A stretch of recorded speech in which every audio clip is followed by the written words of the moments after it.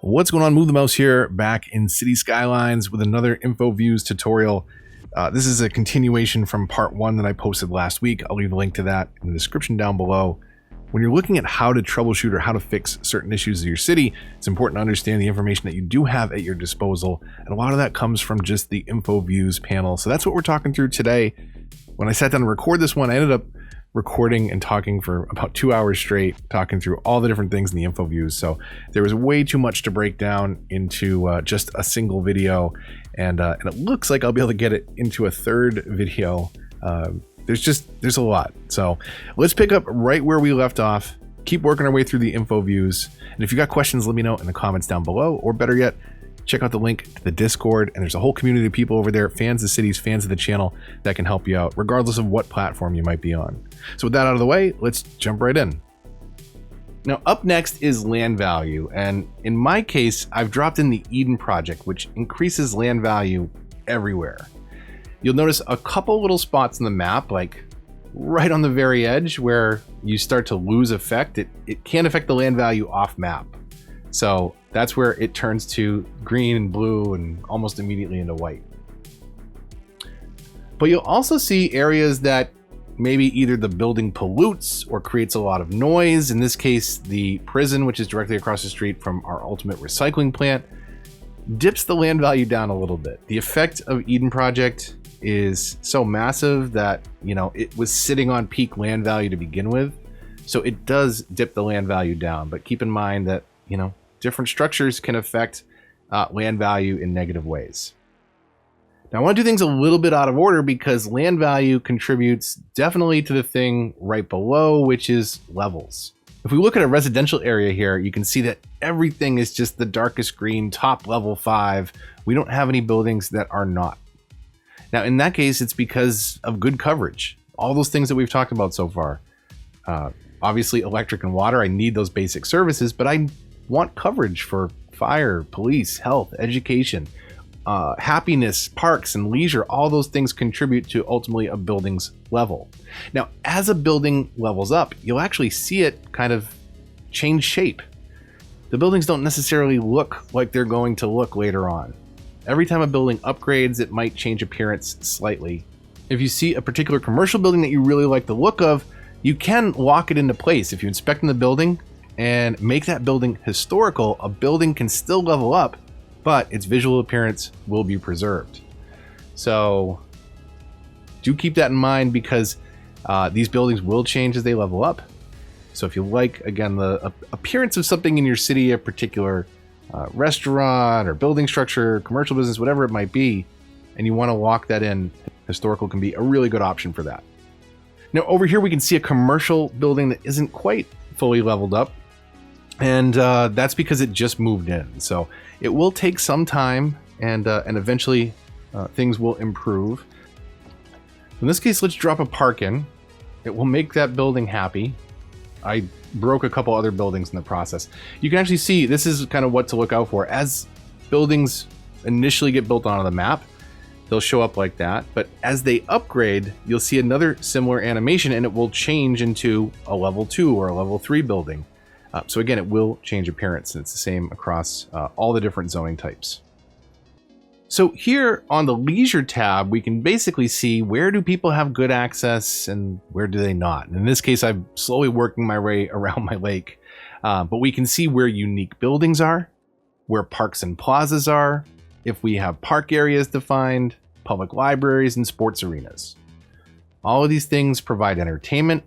Most of them also provide noise pollution though, so make sure they're not sitting right on top of where your residents live. You want to space things out just a little bit.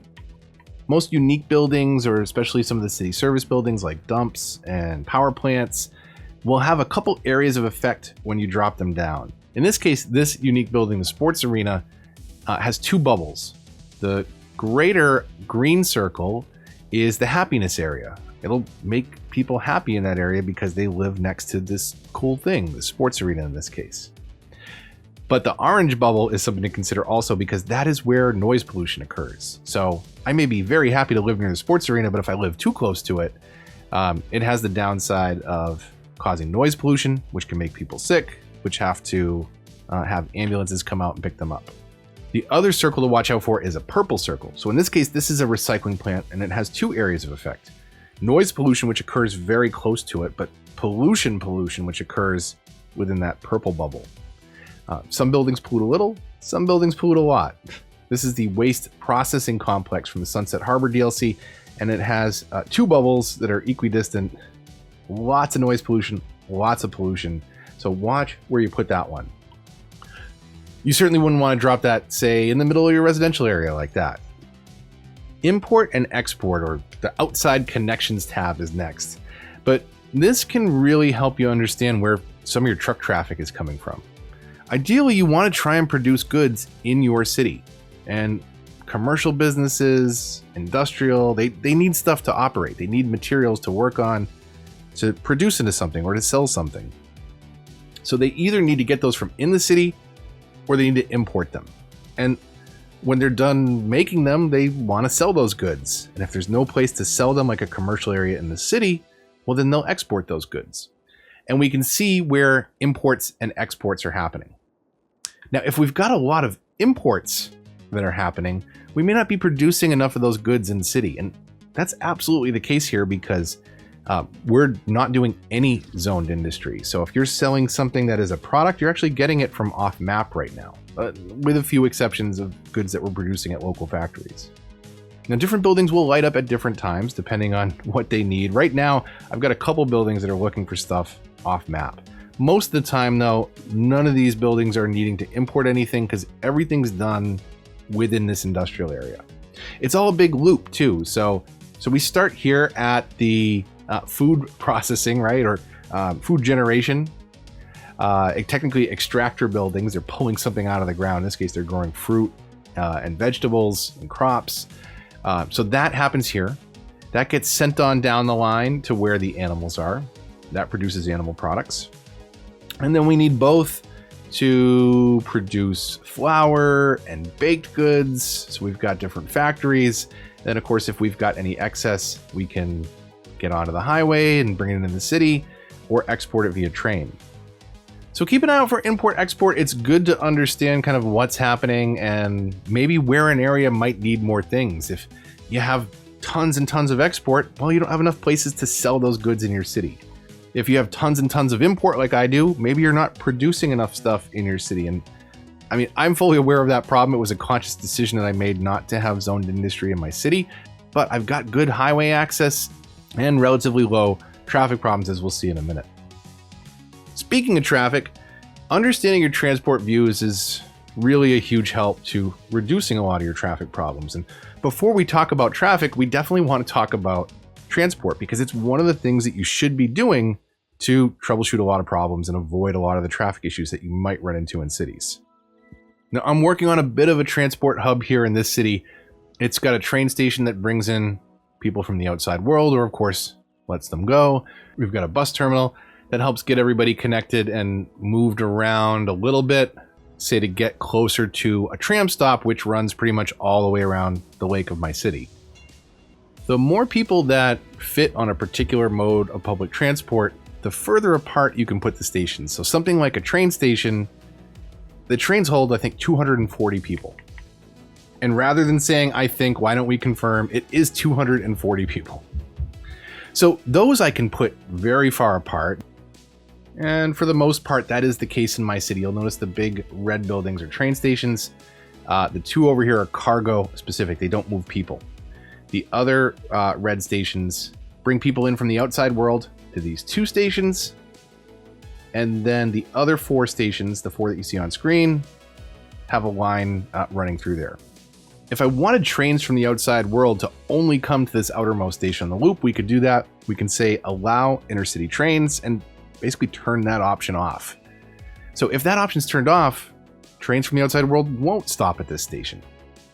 In my case, they are allowed to go here to bring people in to the games that happen over here, and they're allowed to come into the transport hub, but they won't go any further. They're not going to come any further into the city, clogging up my lines. And then I've got train lines that I've set up that go from the sports to the hub into this shopping district and over here closer to kind of a residential area, although it is also close to a commercial shopping district. Again, be careful of where you put things like this because of the noise. They can have a negative impact on some of the people that live really close by. If we jump down and look at that real quick, the noise pollution is very heavy on heavily trafficked roads, and as well as where commercial, industrial, just any other kind of business other than residential. Office being the exception. Office is a nice buffer. It is quiet, and you can put that right on top of residential, no problems. Now, if you go into transport routes, this is a really useful tool where you can look at, change, modify different routes and the colors and number of vehicles that are on there. So if we look at, say, let's take a look at our bus lines first. I've got a couple different bus lines, and really all they do is move people from, say, the train terminal that brought them into the city to get them down somewhere close to a tram stop. So we've got a lot of people waiting at this very first stop, which is actually the terminal itself. And I need to add more bus lines here. But the numbers that you see down at the bottom of the screen, we can see how many people are on a bus. And if we hit, we can follow that bus as it drives around the city. It's actually at the station right now. We'll see it pull out in just a moment. Prove me wrong. Is it not following it? I wasn't following it. I was looking at the stop, not the bus. So again, when we go into those transport info views and inspect on the line, we can see how many people are on every bus, as well as how many people are at each stop. So 238 here, there's only 4 at the next stop. There's not a ton of people circling back. We can handle that traffic very easily. It's all the people coming into the city, going to that train terminal, walking over to the bus terminal to then come into the city to then hop on a tram line. And my tram lines are a little bit better managed. So I have 4 lines here. And you can see we've got the vehicle count at 75%. You can adjust that if you need more or less vehicles on a particular line. But we can see most of the trams, they're not full. There are not that many people waiting at the various stops. So it's not so far over capacity that I think we need to back it down anymore. But it's also not getting backed up at all. Here we can see, there are certain stops like this one that have more than a full train's worth or tram's worth of capacity sitting at them. But the next tram's coming along and that has a decent amount of room in it. So most of them will be able to get on here. And then most of them or all of them will get on the next one when that arrives, and it'll keep building back up. But just make sure it's not too bad, and find other routes you can add in, add more vehicles. Give people other ways to get around. Look for ways to kind of balance that out. It can be a little tricky. I spent a few episodes of my Let's Play Season 10 kind of ironing out some of those problems. So it's not something you're going to fix immediately, but something to be aware of, that you do have tools to kind of see where the backups are happening and then make changes somewhere in the city to address some of those problems. Again, give them other routes, give them other options, add more vehicles, whatever you need to do. But there's definitely things you can do to improve transport. And transport's so important, especially when we look at what is next, which is traffic. Now this will go up and down, especially when you're first growing your city. You won't have the infrastructure built out or the transport to really effectively meet the needs. So, try and keep it in the green. Seeing spots in the red means that, people are slowing down there. There is a stoplight there, but the traffic's not so bad that people are backing up more than one light cycle. And you can see all those people that are on the center median there. They're waiting for the tram, and they're not in cars, which is a good thing. So red can be a bad thing, but also red doesn't necessarily mean the end of the world. You're not trying to eliminate all red from the map. You're trying to eliminate long stretches of it. And we can kind of see where the busier parts of our city are, but again, if that's one of the worst intersections in our city, we're doing pretty good. So I can't complain about that.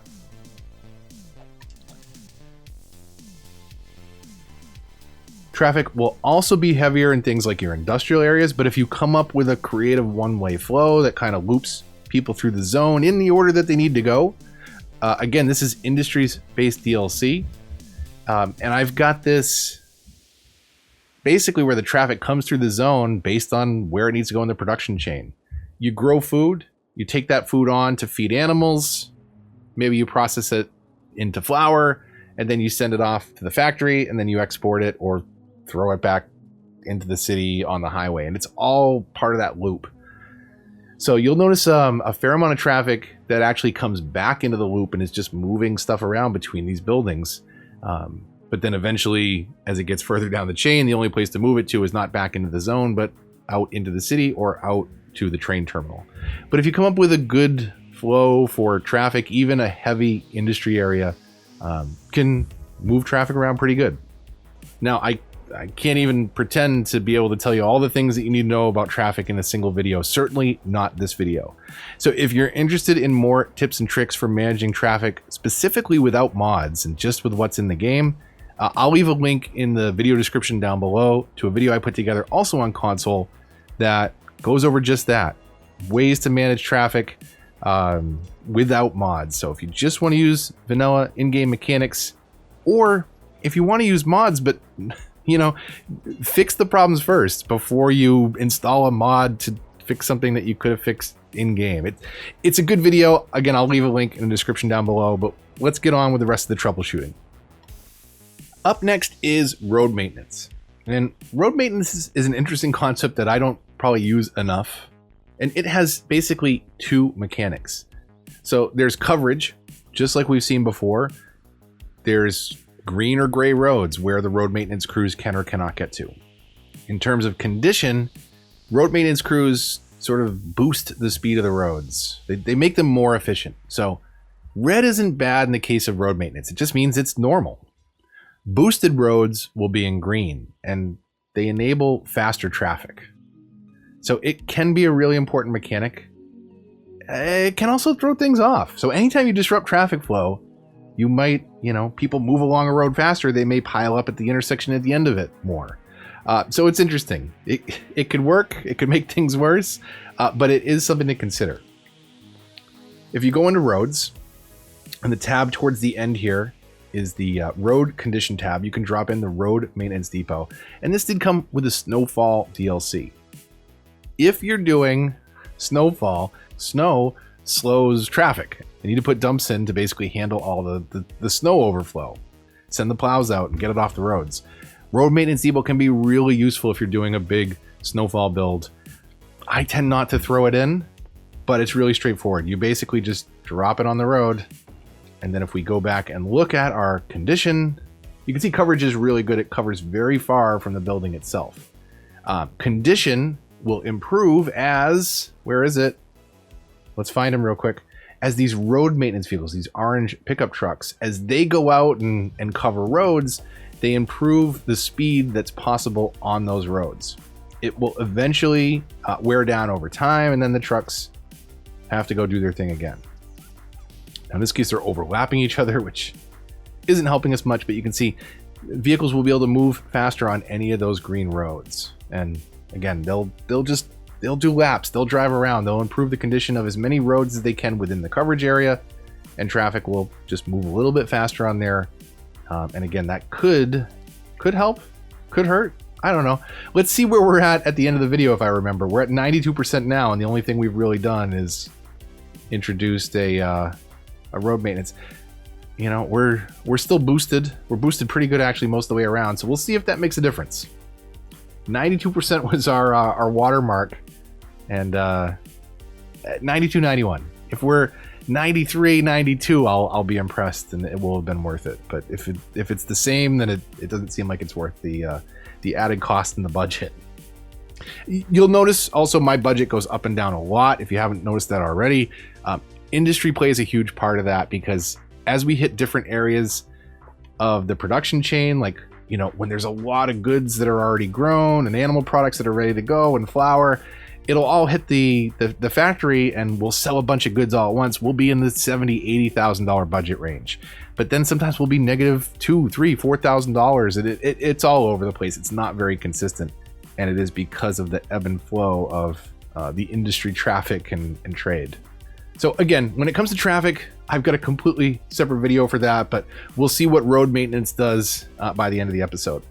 Understanding where your traffic is going is what the routes is all about. So here we can look at a particular road, and as we highlight different roads, we can actually see what kind of traffic is going where. In this case, we've got two different colors. We've got purple and we've got that orangish yellow. What is that? Let me know in the comments down below. So we can see where the truck traffic is and where private vehicles are. Private vehicles are just people going to work, right? If we go check out our downtown area, we can see things like pedestrians, cyclists, cargo, private vehicles, trucks, city service, all those things all happening here. In fact, that is crazy. It's almost like it's lagging out the frame rate. I'm sorry. It's trying to draw. Whoa, what did I do? It's trying to draw a lot of stuff there on screen, but it's very cool for kind of finding out like, okay, I've got, a little bit of a traffic jam happening over here. Sometimes this roundabout backs up. So like, what's happening? We've got a lot of private vehicle traffic. We've got some trucks that are, going into the zones. We can see pedestrians, plenty of pedestrian traffic happening over there, which is a good thing. Lots of pedestrians means less traffic on your roads. So it's all a good thing, but understanding kind of where routes are, who's using what roads for what purpose, can be a really important part of troubleshooting that. So generally, like if I have a traffic problem here at this roundabout, I don't want to fix the roundabout. I want to fix, why is everybody going this one way to get over here? Do I need to have, other roads splitting up some of the traffic? Maybe I do. And if that's the case, can give you some ideas on where to throw other roads or other options around. Now, if you go into junctions, this is a really important thing also. This lets you control things like whether or not there's any kind of stop at an intersection at all. If there is, do you want to be a traffic light? Do you want to control, stopping a traffic on three-way, four-way? In this case, I probably would just stop the traffic because it's a relatively light intersection. I would just, if anything, stop the traffic coming to, right? And this makes sense. Stop the traffic at the T, make it wait, or in that case, just drive straight through the tram like you don't care. But that can be really useful for affecting some of your intersections. And keep in mind, anytime there's a bigger than 2-lane road, there's going to be a stoplight by default. So just to show you, if we do over here, straight tool, if we do a 4-way intersection, there's no stop sign, there's nothing. It just lets people go on through. If you do anything with a 4-lane, whether that is a 4-lane meeting a 4-lane or a 4-lane meeting a 2-lane, or any combination of anything that's larger than a 2-lane road, you'll have well, that doesn't, but that will. You'll have a stoplight. You can come in a couple different ways. When you're on info views and junctions, that tool will come up. The other way you can get to that is by inspecting on a road name, and you can get to things like the routes that we were just looking at. But you can also use the regular inspector tool, hold Y or triangle, and then pull up the intersections tool. So however you want to get there, just keep in mind that anytime you're using more than a 2-lane road, you are creating stoplights, and those can be good or bad, depending on where they are, how frequently they occur. So make sure and occasionally go back in and check out, where you have stoplights. I like stop signs on smaller roads and stoplights only where we need it at the really busy intersections. So where I have everybody dumping off the highway and some people might be turning right, some people might be turning left, cutting over traffic, I like to stop and alternate traffic there using the default built-in stoplights, but you can turn that into a stop sign or turn it off altogether using that tool. Now, like so many things that we talked about before, garbage has a couple mechanics that should be familiar to you at this point. You have the green roads, which are basically where can garbage trucks get to. They'll go a little farther when they need to, but they also won't get there that fast. And one of the downsides about garbage trucks is as they drive, they pick up trash from the buildings that they're driving by. So, if everybody has garbage, I might fill up before I get to the end of this block and then never get to collect the garbage from these back streets. So keep that in mind. If somebody's waiting on garbage pickup way at the edge of the grid, it becomes really tough to pick them up and you may need to put another recycling plant, say, on the other side of your city. This is the ultimate recycling plant monument, which has 100 trucks and just tons and tons and tons of capacity. But it still has problems getting all the way over here to this side of the city. So I've spammed a couple other recycling plants over here. I may not need 2 over here. And then I've got one over here that's kind of isolated for this industrial area. You can actually see, again, in purple, the city service or the vehicles that are associated with that info view you're looking at. So make sure you've got good green roads, plenty of processing capabilities, and the rest should sort itself out. But you may need to, again, to drop in the occasional extra plant way off to the edge of your grid. Now, if you're just dealing with the base game, you have the landfill. And this one, like we talked about before, has a noise pollution and pollution bubble that you need to be careful what it overlaps. If this overlaps where people live, they will get sick.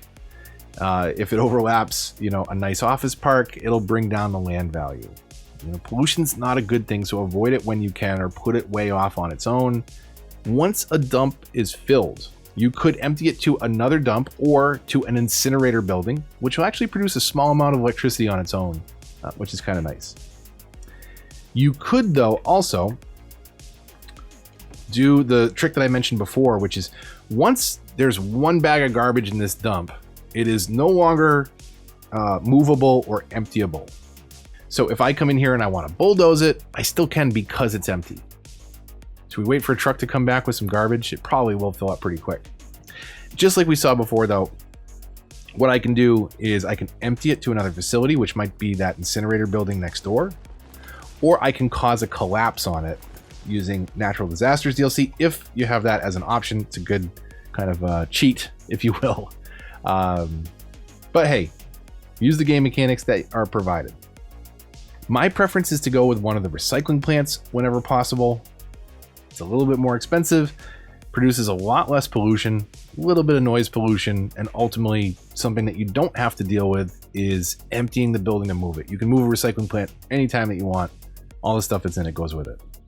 If you do move a building that causes pollution, give it a little bit of time. A few weeks or a month in game time should allow that pollution to basically go away. Over time, it will go away and fade away.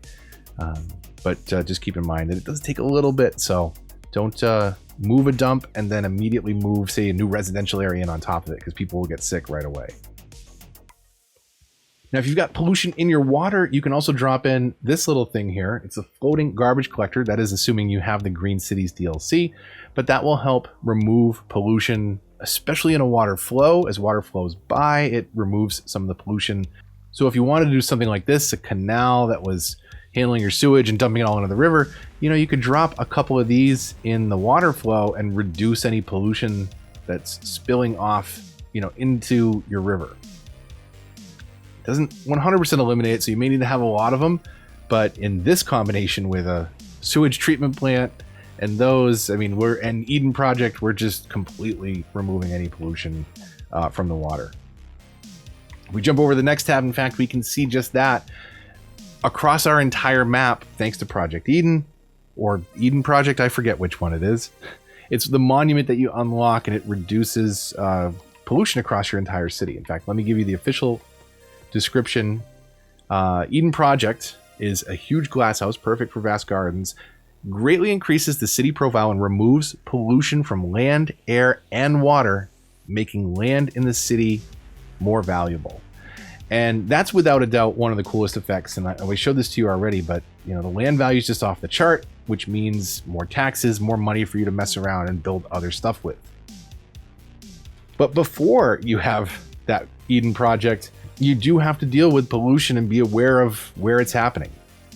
In this case, we have no ground or water pollution to speak of. So, I don't need things like this. Just the fact that these get us almost all the way to clean water combined with the Eden Project means that I could, at this point, put a water intake right here. Don't do that. Just don't do this, but you could do it. There's a lot of things that can get messed up still. Looking back at pollution, there are some buildings that do pollute no matter what. In this case, the flour mills pollute. The recycling buildings pollute, but they're not able to really spread that pollution anywhere beyond the building itself. You'll notice that industrial areas, default zoned industrial is a particularly bad offender. But generally, once you're doing things to reduce pollution in your city, it can make a huge difference and it won't spread very far. Or once you have Eden Project, not spread at all. So we're going to take a break right there. I mentioned at the beginning of the video, when I sat down to record this, I ended up talking for 2 hours straight, and it was just way too much to put into a single video. In fact, it was too much to put into two. So we'll finish up on the next one with part 3. Stay tuned for that. If you're not subscribed, now's a great time to do so, and hit that bell to get notifications for updates in this and other series. If you enjoyed the video, likes, comments, shares, they all help the channel a lot and are greatly appreciated. I mentioned the Discord at the beginning. If you have questions, there's a whole community of people over there that can help you out regardless of what platform you might be on. So if you got questions, let me know in the comments, but better over on the Discord because there's a lot of people there all the time that can help out. If you'd like to support the channel, links to that and all those other things in the description down below. But until the next one, this is Move the Mouse, signing off.